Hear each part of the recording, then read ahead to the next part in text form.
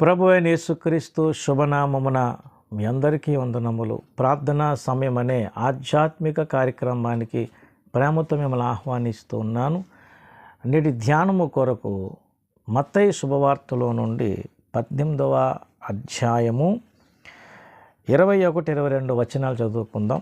దయతో శ్రద్ధగా గమనించండి. ఒక చిన్న తలంపు, ఒక చిన్న ఆలోచన మనం తప్పనిసరిగా నేర్చుకోవాల్సిన విషయాన్ని ఈరోజు ఈ లేఖనముల ద్వారా మనం నేర్చుకుందాం. చూడండి, 21-22 వచనాలు. మత్తయి సువార్త 18వ అధ్యాయం నుండి.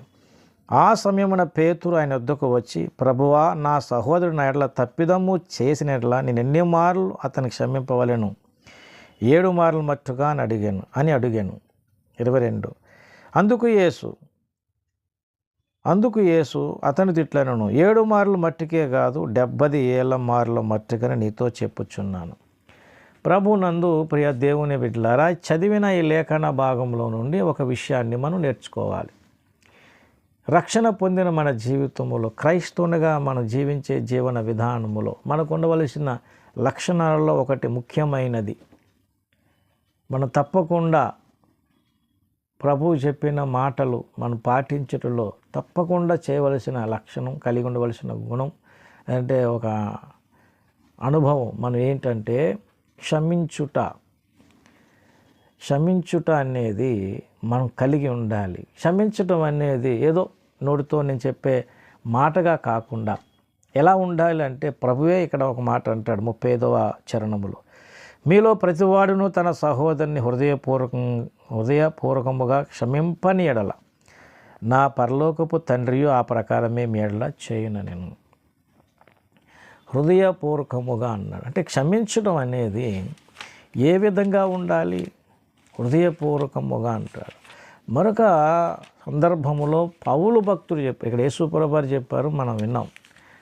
అలాగే పౌలు భక్తుడు చెప్పిన మాట కూడా చూద్దాం.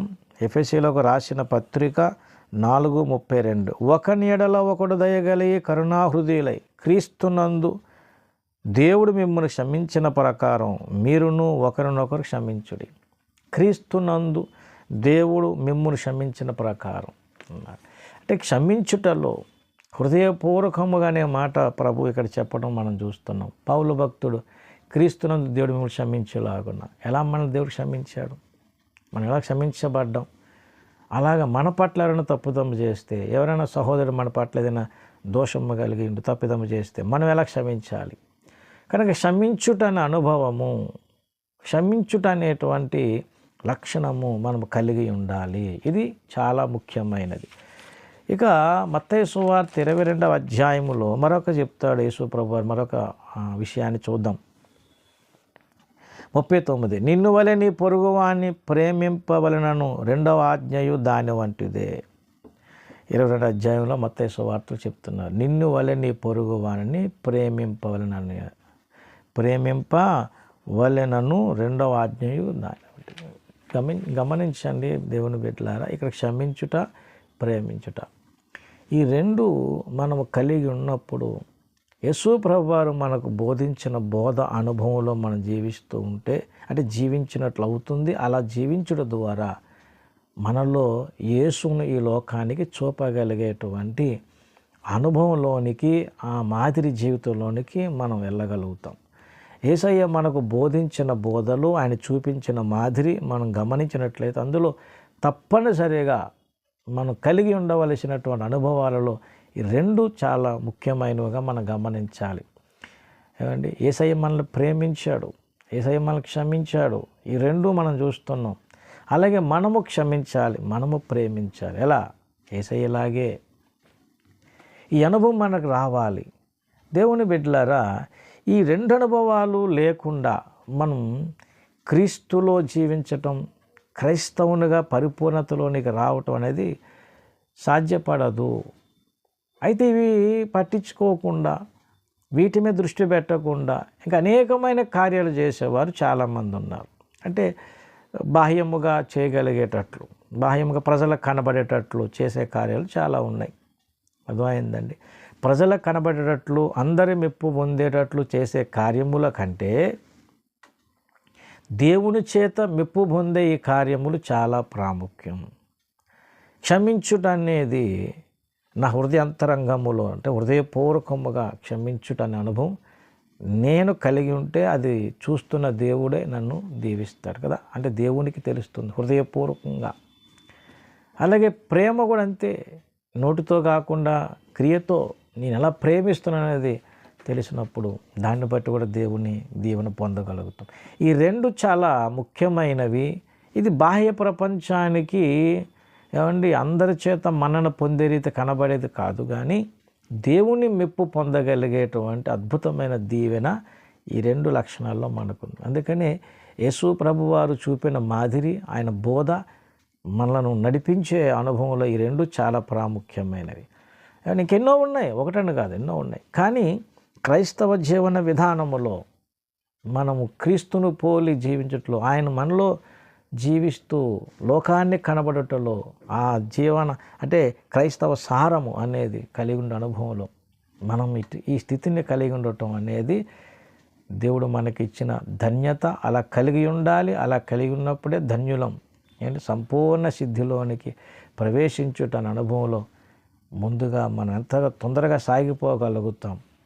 దేవుని బిడ్డలారా, ఈ విషయాన్ని ప్రతి ఒక్కరూ ఆలోచించాలి. ఇక్కడ విశ్వాస సేవకుడు కాదు, దేవుని పిల్లగా మనమందరం.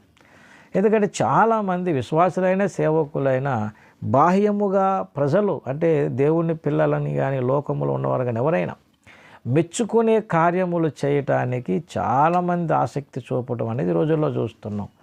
ఎందుకంటే మెప్పు కలగవలసింది దేవుని వలన అని చెప్పినా కానీ ప్రజలు మెచ్చుకోకపోతే మన హృదయం పెద్దగా సంతోషించదు. అందుచేత ప్రజలు మెచ్చుకునే కార్యములు, ప్రజల చేత గొప్పవాళ్ళు అనిపించుకునే కార్యములు ఆనాడు మరి శాస్త్రులు పరిచయలు చేసినటువంటి పనిని యేసయ్య హెచ్చరించాడు కదా. అంటే ప్రస్తుత దినాల్లో కూడా మనం అక్కడక్కడ మనకు కనబడుతుంటాయి. అంటే ప్రజలు మెచ్చుకునే రీతిగా, ప్రజల దృష్టిలో పడి గొప్ప ఘనత కలిగే రీతిగా ఆ విధముగా కనబరుచుకునే లక్షణాలు చేసేవారు కనబడుతున్నారు. చేయొద్దని కాదు, కానీ దేవుడు మెప్పు పొందేటువంటి ఈ రెండు లక్షణాలు మనం నిజముగా కలిగి ఉన్నామా లేదా అనేది మనం పరీక్షించుకోవాలి.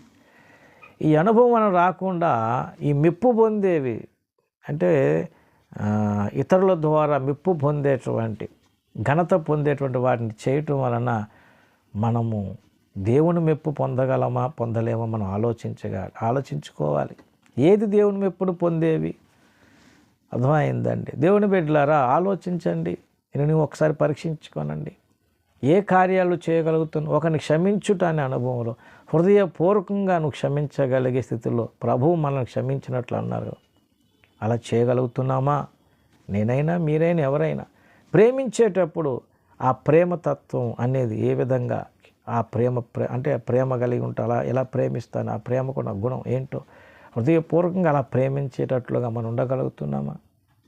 ఈ రెండు మనం చేయగలిగినప్పుడు బాహ్యముగా జనులు చూసి మెప్పు మనకు అంటే మనల్ని గణపరిచి మెప్పు పొందేటట్లుగా దేవుణ్ణి గణపరిచేట్లుగా ఏది చేసినా అది దీవెనగానే ఉంటుంది. కాబట్టి ఈ రోజున మనందరం ఆలోచించుకోవాలి. మనం చేస్తున్నటువంటి పనులు దేవుడు చెప్పిన రీతిగా మాదిరి కలిగి ఉంటున్నాయా, ఆ బోధ అనుభవంలో కలిగి ఉంటున్నామా అనేది పరీక్షించుకొని దేవుని సహాయంతో ముందుకు రావాలి, ముందుకు సాగాలి. దేవుని బిడ్డలారా, గమనించండి. ఈ సందేశం విన్నవారు ఒకసారి ఆలోచించండి. మనం ఎలాగూ చేయగలుగుతున్నాము? క్షమించుటలో, ప్రేమించుటలో యేసయ్య వలే. ఇది గుర్తుపెట్టుకోండి. యేసయ్య వలే. ఆయన మనకు చెప్పింది, ఆయన చూపించినది మాదిరి, ఆయన బోధించిన విధానం, ఇవి మనం ఎంతవరకు కలిగి ఉంటున్నాం పరీక్షించుకుందాం. దేవుని సన్నిధిలో వేడుకుందాం. దేవుడు అట్టి కృప మీకు నాకు అందరికీ దయచేయనుగాక. ఆమేన్. ప్రార్థన చేసుకుందాం. పరిశుద్ధుడైన మా తండ్రి, సర్వశక్తిమంతుడైన ప్రభువా, సర్వాధికారి, నీకు వందనాలయ్యా.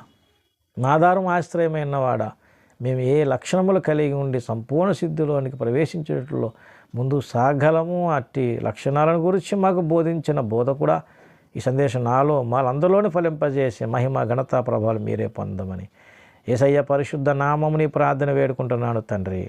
ఆమేన్.